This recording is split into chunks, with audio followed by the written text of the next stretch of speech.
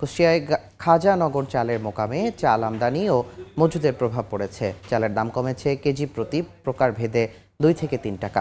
নিয়মিত বাজার মনিটরিংয়ের দাবি খুচরা বিক্রেতাদের। সেখান থেকে যোগ দিচ্ছেন SM রাশেদ, সরাসরি যাচ্ছি সেখানে।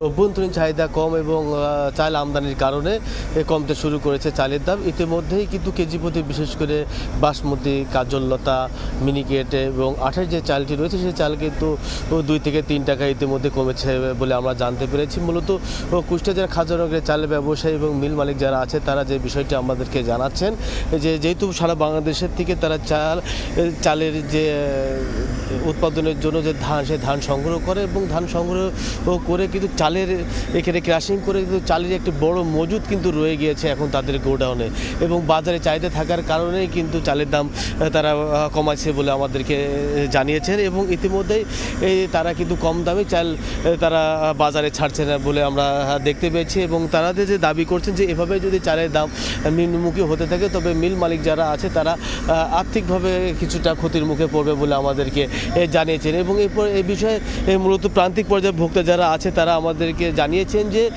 যে পরিমাণে চালের দাম বৃদ্ধি পেয়েছিল সেই পরিমাণে চালের দাম কিন্তু এখন পর্যন্ত বাজারে কমেনি, যার কারণে কিন্তু তাদের একটি প্রভাব কিন্তু সংসারে পড়ে গিয়েছে বলে আমাদেরকে জানিয়েছেন বিশেষ করে প্রান্তিক পর্যায়ের ভোক্তারা। এবং প্রান্তিক পর্যায়ের ভোক্তা যারা আছে তারা যেটি মূলত দাবি করছেন যে গোডাউনের পাশাপাশি যারা খুচরা বিক্রি করে বাজার মনিটরিংটা যাতে সরকারিভাবে করা হয় তাহলে চালের দাম সহনীয় পর্যায়ে থাকবে। এবং এই যে চালের দাম যে কমেছে সেটা খুব বেশি কাজে আসছে না প্রান্তিক পর্যায়ের ভোক্তাদের, কারণ আগে যে পরিমাণে বৃদ্ধি পেয়েছিল আসলে সেই পরিমাণে কিন্তু এখন পর্যন্ত চাউলের দাম কমেনি। কারণ ইতিমধ্যেই কিন্তু গত 6 মাসে চালের দাম কিন্তু দফায় দফায় বৃদ্ধি পেয়ে প্রায় 8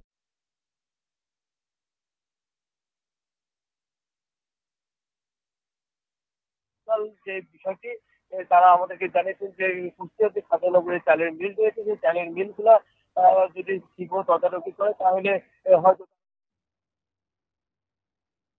দেখছেন সময় সংবাদ, সঙ্গেই থাকুন।